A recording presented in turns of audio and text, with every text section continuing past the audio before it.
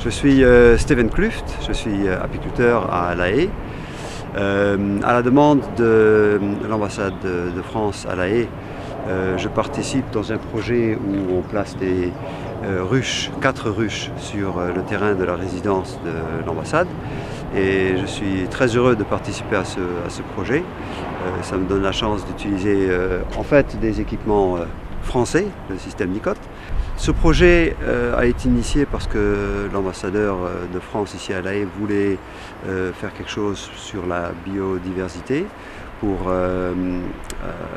aider la nature et aussi dans le cadre des accords climat de Paris. Et de cette manière, oui, on aide, disons, la nature et les abeilles, parce que les abeilles ont en effet beaucoup de problèmes à survivre.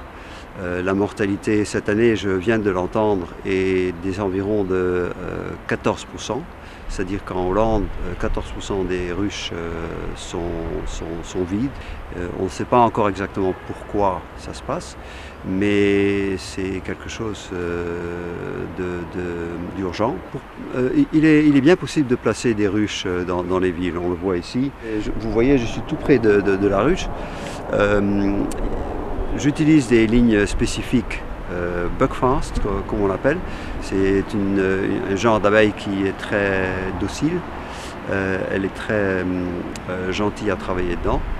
Et il n'y a pas du tout de problème pour se trouver à côté. Il est possible de placer des ruches sur les toits d'immeubles. Et on voit aussi, par exemple, dans des parcs comme à Klingendal, il y a un grand rucher là-bas. Ils vendent d'ailleurs son miel dans le parc. Et je connais beaucoup d'apiculteurs qui maintiennent des ruchers pour des parcs spécifiques, par exemple des parcs botaniques.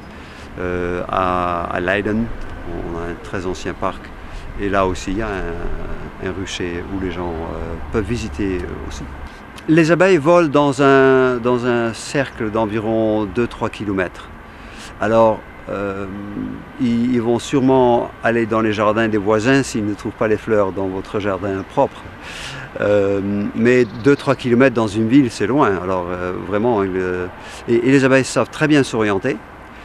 Ils ont beaucoup de systèmes GPS, disons, pour retrouver leur ruche. Une fois que les abeilles intérieures vont accepter le nectar, ils vont le stocker dans les rayons. Et là commence un processus de condensation du nectar. Le nectar a environ 80% d'humidité et les abeilles vont réduire ça jusqu'à 20%. C'est-à-dire qu'en fait, quand on a un pot de miel, il faut en fait 4 pots de nectar pour faire un pot de miel. Et les abeilles vont stocker ça d'habitude dans les régions supérieures. Et c'est pour ça qu'on utilise des corps à miel et des corps à couvain séparés par cette ligne jaune qui est en fait une grille reine. C'est-à-dire que la reine se trouve en dessous, elle ne peut pas monter dans la partie du miel.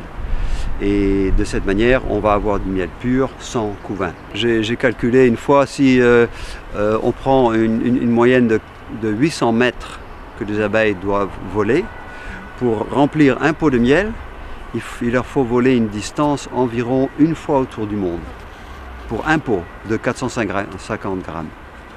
Alors c'est énorme.